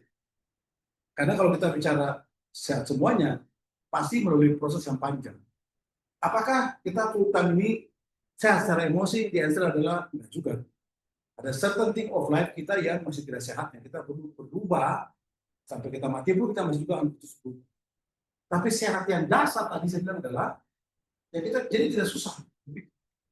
Wah, jangan kita datang memberi that's. Selama dia masih ada komitmen itu, setelah itu sehat orangnya. Dia boleh bergumul karena masa lalu, dia boleh kritikal pada orang ketiga. Jangan bilang, contoh dia kritika karena satu hal. Tapi selama empati masih lakukan, masih sehat dia. Nanti pembimbingan yang membuat ada tidak sehat itu kita perbaiki lagi. Tambah lagi lah satu sehat yang kedua itu adalah dia tidak gampang kritikal. Kan satu sehat tambah lagi. Apalagi sehatnya contohnya gampang, dia selalu mau untuk menjadi perhatian, dia ngomong orang dengar dia apa yang dibicarakan. Bimbinglah dia kan, kamu harus juga sabar, ada orang ini, oh dia jadi betul, saya nggak perlu bicara macam. Ini kan sehat yang tambah lama-lama secara grup, secara pribadi sehat. Makanya selalu dengan 4 fundamental itu aja. Ini kita kuatkan. Sebagai pemimpin sebenarnya kita nggak usah capek-capek. 4 ini yang kita kuatkan di sini. Cara kita berdoa kan ada yang bikin budaya dari sharing, ada kan pasti ada di sini kan. Bagaimana kalau tidak mau share?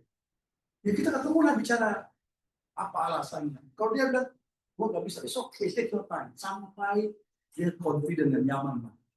Tapi kita tidak boleh setelah kita tahu, kemudian kita stop. Kita follow up terus sampai dia jadi. Bang. Itu namanya kita bantu. Tapi selama dia berdoa baca kita datang ke ibadah, masih memberi, ya, kita akan membangun sehat. Bro, kalau sehat dengan bertumbuh tuh ada dua hal yang berbeda ya, Pak Franky, pendengar Franky. Kalau saya nggak tahu ya, karena kalau lihat grup kita ini, kita ada bimbingan misalnya, kalau kita ada bimbingan 3 atau 4 misalnya gitu.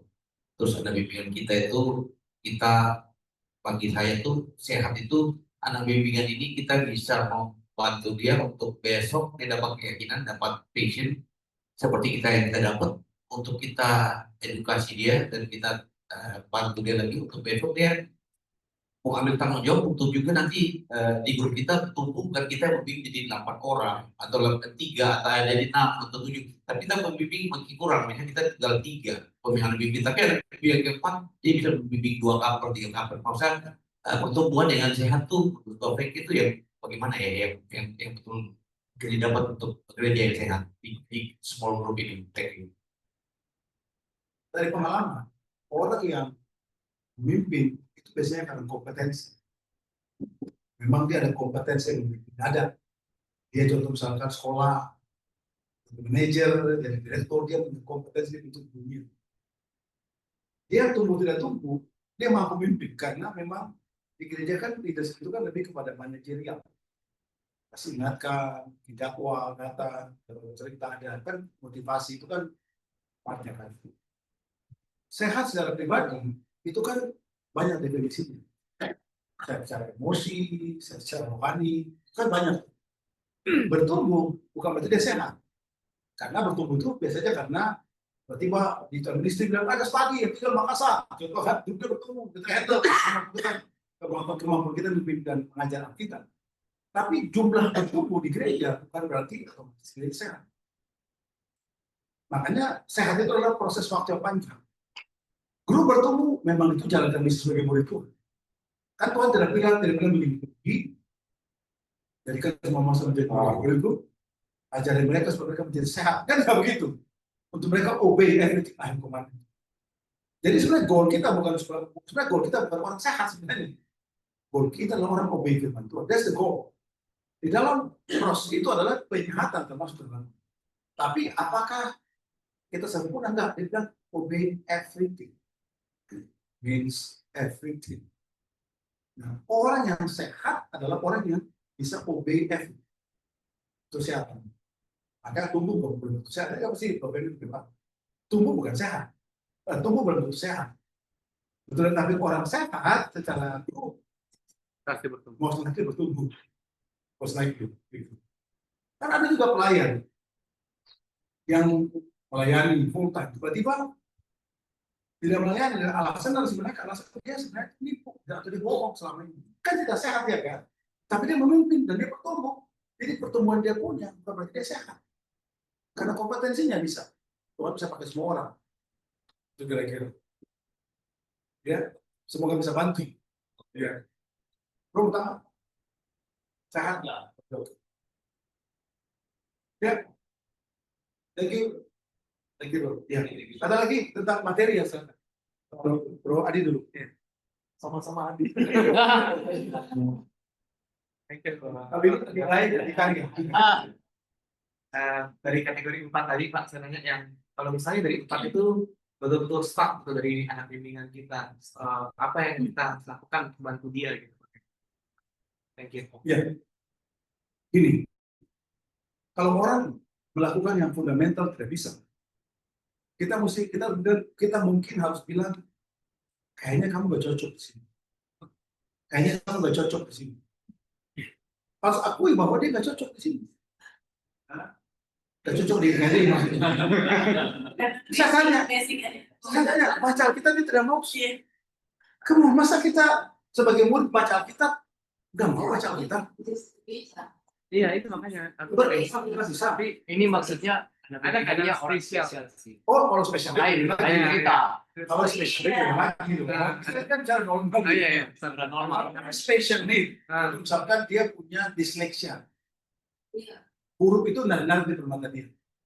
Tanya dia, oke bro, kamu kan kita udah bicara baca kita. Ayo oke, baca kita. Kan tanya, jangan bilang saya kamu baca ya. Kamu oke nggak baca?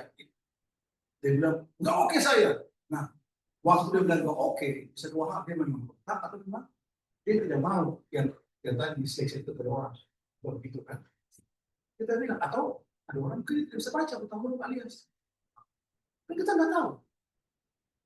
Kayak kemarin tanya, kalau kamu baca, kamu bisa baca nggak? Misalnya kalau kamu baca Quran gimana? Kamu udah baca buku apa? Kan bisa alihkan pertanyaan ke yang lain. Kemudian tanya, kalau kamu baca Alkitab gimana perasaan kamu? Kamu tertekankah? Kamu merasa beratkah? Kan saya mau tahu. Gitu. Lebih bagus kita tahu alasan dia lebih penting daripada kita arah ini atau sampai kita memandang ternyata bisa contoh dia diseleksi. Kasihlah solusi. Gimana kalau kamu dengarkan, kamu baca dengan cara kamu dengarkan audio baik. Dan kamu share bagaimana? Oke, kalau saya tulis saya setengah mati menulis. Kamu audio aja kamu rekam. Hari ini saya baca keluaran 5 sampai 15 dan bicara tentang ini. Ya udah, itu sudah satu dulu saja. Oke, tapi kita harus ada solusi yang kita baca dengan cara ini. Kita didengarkan, kita dia baca, apa? Kan namanya kebutuhan khusus. Kalau dia butuh bagaimana sama kita masih bisa dengarkan. Kan audio masih bisa. Bahkan bila perlu install dia Alkitab yang ada audio ya, bantu dia. Begitu. Tapi kita tidak mau dia tidak baca Alkitab. Karena di mana iman bisa bertumbuh kalau Bible tidak ada kan? Roma bilang iman bertumbuh karena pendengaran. Kalau tidak baca gimana iman bertumbuh? Gimana kata ujian itu atau tidak? Kan gitu kan? Kalau ternyata dia normal semua dia tidak mau baca. Saya tanya, gini loh. Untuk hal sederhana yang tidak bisa obey. Dan bicara komitmen yang tinggi lagi. Bilang aja kok, if you cannot read Bible, it's okay itu pilihan kamu, nggak ada masalah. Tapi gereja ini mau orang baca kita ini. Kalau kamu masih keberatan, mungkin ini bukan tempat cocok bagi kamu. Itu aja. Kita tidak usah dia mungkin tidak cocok. Kalau dia mau bertobat kita bantu. Mas Bro ya. Dia kalau dia ngotot sebentar, dia ngotot sebentar. Kok pengen kalau bantu? Power. Siap.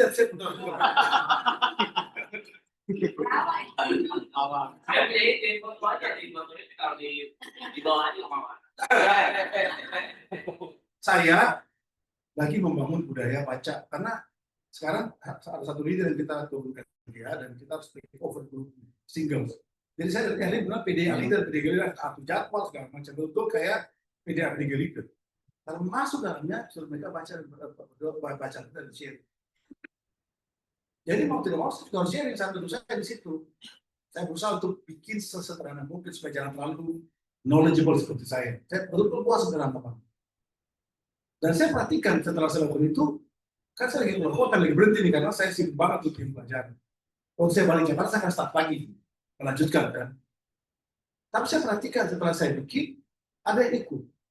Ada 1-2 orang yang saya tahu tinggal. Dan dia itu orang pintar, ETB terus ETB S2 master. Oke, kira-kira waktu saya balik saya nggak percaya, ketemu dia pribadi, saya bilang, kamu orang sekolah. Menulis baik kamu bermasalah, why kamu tidak bisa itu? Saya akan bimbing dia banyak. Kalau ternyata dia punya behavior melawan, ada orang kelihatan kan nice tepat ketika kita bicara hal yang sederhana, bisa lawan itu kan istilah dulu dalam data. Besok-besok kalau bertemu dia akan usaha budaya. Dari awal seperti kayak orang bilang apa namanya kayak orang dari Ambon datang ke Jawa, dia lihat istri dia lebih lagi masak tiba-tiba ini ternyata kan air panas mendidih kan Terus kemudian apa namanya jadi kebakar jadinya, akan disiram segala macam. Dia, oh sorry, dia lihat kereta api, jangan kan gitu kan, gede banget kereta api kan. Waktu dia pulang di rumah lagi masa air panas, tiba-tiba dia ambil batu dilempar itu panci. Dia bilang, kenapa kamu bilang ini masih kecil harus kita matikan. Di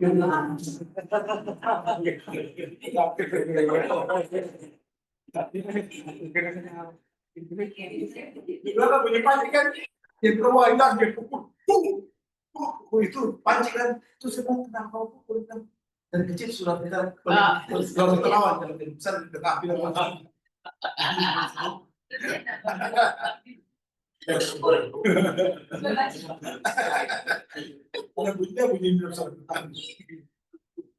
Itu contoh ya. Coba bantu. Thank you, Bang. Ya. Thank you ya. Ini lesson yang sangat luar biasa dan tidak gampang nyusun seperti ini. Ya, Rasanya nggak ada gereja yang punya seperti itu. Tadi sih. Dan juga saya mau tanya, kalau misalnya mau bawakan follow-up study ini, apakah one on one atau bisa lebih dari satu orang? Pertanyaan kedua, apakah kalau misalnya bisa lebih dari satu orang, apakah anak bimbingan dari anak bimbingan jangan diikutkan, hanya yang dibimbing langsung saja? Itu pertanyaan kedua. Pertanyaan ketiga, apakah lesson yang kedua growing in biblical study, personal biblical life, personal prayer life, dan seperti itu, ada videonya? Karena materinya Bro Jimmy udah kasih, dan saya baca, bahkan saya juga bantu transfer ke bahasa Indonesia semua. Tapi tidak seperti tadi penjelasannya, banyak sekali yang nggak tertulis. understand. Apakah ada videonya? Kalau nggak ada, saya ada rekam ini, mudah-mudahan video pertama ini bisa dipakai dalam Nusantara. Tapi kalau sudah ada, boleh kita video berikutnya. Ataukah ada kelas khusus Makassar yang via Zoom? Good idea. Itulah orang Makassar, mau semua satu paket. Mumpung ada. Ya, it's good question. Saya rasa saya punya beberapa kali keinginan untuk bikin itu sebagai ini untuk kita tulis cerita aja, tapi tidak pernah terjadi karena kesibukan. Berconsider untuk bikin itu, sehingga mungkin di Jakarta saya akan bikin DM khusus untuk legend kita. Jadi channelnya hanya kita kalau yang lain, terserah mereka, tapi kita akan kita aja. So it's okay, bisa kita lakukan. Oke, thank you untuk ini. Saya bisa bantu jadi surat rekamnya kalau kita Zoom. Ya, enggak. Saya bikin dalam rekam dan DM. Saya bikin kita posting di YouTube, tapi itu yang hanya bisa diakses oleh legend kita aja. Gitu. Jangan kasih ke umum, kan kalian takut deh kan. Kira-kira gini. Very good question. Terus kemudian apa lagi? One-on-one. Jawabnya adalah lebih bagus kan. Karena kita mau ini terjadi dipahami secara pribadi orang-orang.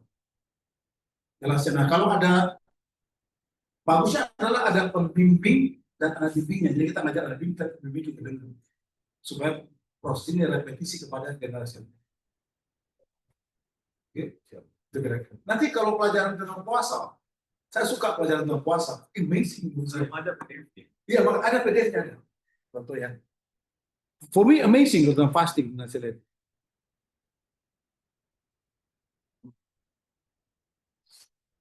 Oh ya, sebentar. Train.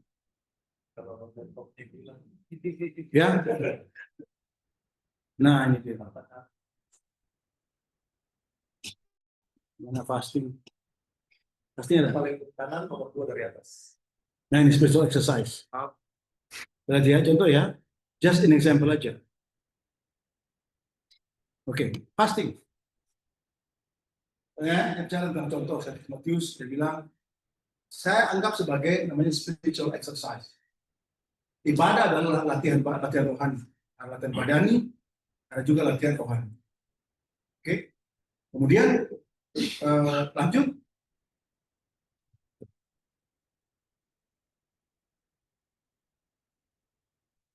Ke PowerPoint-nya.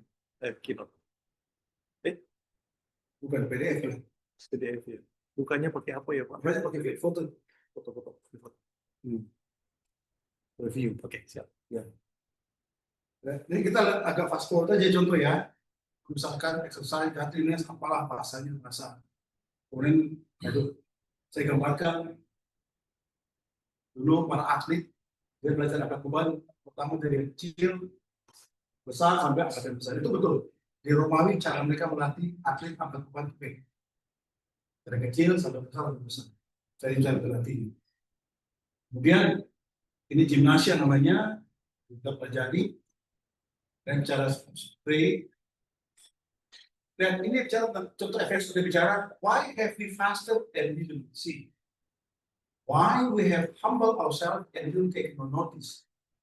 Certainly, on the day of your fast, you find your desire and are exacting and all your levels. Dan jadi kalau kita baca di sini, maka seems like tujuan fasting adalah kita lebih humble sebenarnya kan? Tujuannya itu lebih humble. Kalau orang lebih banyak fasting, kalau kita besar karakternya juga lebih berubah. Lebih ada kesabaran dan penguasaan diri. Oh bisa baca contoh orang fasting dulu, ada begini, pakai debu, taruh ke badannya dan sebagainya cara fasting. Kita nggak perlu begini, oke? Nanti kita dengar orang hilang. Nah ini spiritual time, kalau kita baca, ini contohnya, menurut saya ini amazing saja. Purpose of fasting, to confirm your request to God. Kamu punya permintaan, tujuan puasa adalah supaya permintaan itu kamu konfirmasi kepada Tuhan. Boleh nggak saya meminta usaha itu kan? Usaha saya, kamu memberkati apa sih kerjaan? Oke, sepertinya tidak ada begini dan fasting untuk itu boleh dong. Apa fasting untuk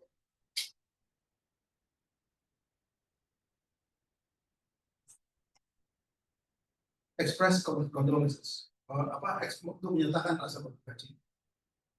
Jadi sebenarnya kalau ada orang yang kita sayang itu gagal, cara kita ekspres kedukaan dengan cara berpuasa. Kita berpikir kan, itu cara kita ekspresikan duka cita kita dengan berpuasa. Apalagi untuk humble, supaya kita bisa minta pertolongan Tuhan. Tujuan fasting. Tujuan puasa juga adalah supaya bertobat. Sebelum kita bertobat, berpuasa. Tujuan puasa juga adalah untuk humble juga. Waktu kita mau istilahnya show kita punya concern bagi Tuhan. Kita mau latih hati kita untuk kita bisa sayang orang. Puasa. Kita lakukan. Tujuan puasa jadi banyak jadinya. Bukan cuma saudara tidak makan 3 minggu, ternyata ada tujuan khusus yang kita lakukan dengan berpuasa untuk kita capai hal ini. Ada lagi adalah to have the heart to look after people in need, supaya kita bisa punya hati mengasihi kasih sekitar Tuhan. Kita berpuasa untuk itu. Kalau kita diminta, ini ada orang berpuasa kita tidak tergerak hati kita membantu. Berarti hati kita punya masalah. Puasa itu supaya Tuhan supaya punya hati saya berarti saya. Kita pasti untuk itu. Oke, dan seterusnya, but you make a big decision in your life. Anak single kalau mau dapat pacar, orang minta, ambil waktu berpuasa Tuhan, is it the guy? Is it the girl? Mereka pasti supaya untuk ambil keputusan telah dipikirkan dengan matang-matang dan selanjutnya dan selanjutnya. Oke, menarik kan? Dan situ aja sekarang orang berpuasa tahu bahwa berpuasa kan untuk apa tujuan saya berpuasa, bukan cuma sekedar tidak makan. Jelas contohnya. Oke? Sudah Cara puasanya. ya? Cara puasanya gitu. Oh ada cara puasanya. Type of fasting. Do not eat and drink certain amount, tidak makan, tidak minum waktu tertentu, atau tidak makan jenis makan tertentu, kalau kita bisa baca dari 10, atau tidak makan dan minum certain period of time, itu waktu yang panjang. Biasanya 3 hari, biasanya yang 4 hari. Oke? Ada lagi abstain from things that can be temptation. Abstain, jadi contoh misalnya puasa tidak produktif selama 1 tahun. Puasa tidak periksa Facebook selama 1 bulan karena apa? Instagram, Facebook, apa itu puasa. Bisa. Tidak selalu mas. Puasa itu tidak antara shopping. Itu namanya fasting namanya. Jadi abstain for certain thing yang kita tahu itu bisa mengganggu kita. Apalagi puasa untuk tidak mau makan makanan enak. Saya mau makan makanan yang rebus-rebus saja, yang tawar-tawar. Boleh, itu namanya fasting namanya. Yang enak ya saya. Yang enak ini kepada Jamie gitu. Oke. It's okay. Tidak mau minum Coca-Cola. Salah fasting. Tidak mau minum bir. Salah fasting. Tidak mau minum wine. Salah fasting. Juga fasting. So kita boleh pilih sesuatu yang mengganggu kita. Kita bilang, no, saya mau stop. Itu namanya fasting. Oke, dan seterusnya. Nah inilah beberapa sederhana dua endorse-nya. Nah, kira-kira contoh. Oke. Ini kan pelajaran nanti dibagikan kepada jemaat. Jemaat senang. Oh, begitu puasa ada tujuannya sekarang. Ada apa-apa, kita bisa juga lakukan waktu puasa. Oke, contohnya. Semoga terbantu.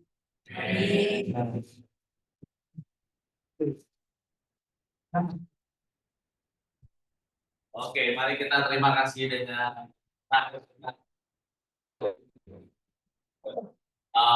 saya percaya ini rencana Tuhan. Pastilah ya kalau sesuatu yang baik kan. Memang saya lihat, saya rasa ini adalah kita bisa start ya